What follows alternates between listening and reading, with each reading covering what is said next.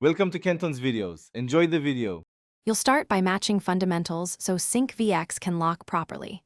Open Logic Pro X and confirm your project tempo, sample rate, and frame rate match the device you'll sync.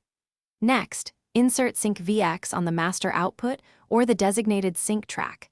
This ensures timing is generated from a central source.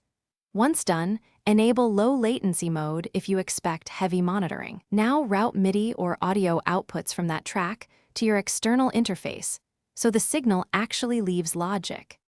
You'll now configure clock type and routing so everything runs in lockstep. In SyncVX, select internal or external clock depending on whether Logic is master or slave, then pick MIDI out or word clock as your physical transport. Route that output to the correct interface port and MIDI channel, and make sure the receiving device is set to accept incoming sync. Once connected, use SyncVX's offset and delay compensation controls to nudge timing until transients and beats align precisely. You finish by verifying sync and addressing issues swiftly. Hit play and watch the external device follow Logic's transport exactly.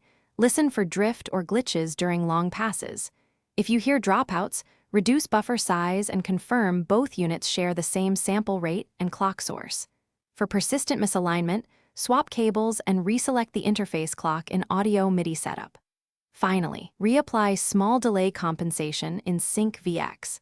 This corrects phase errors without changing tempo, and try another test run. Thanks for watching. Consider subscribing if we helped you.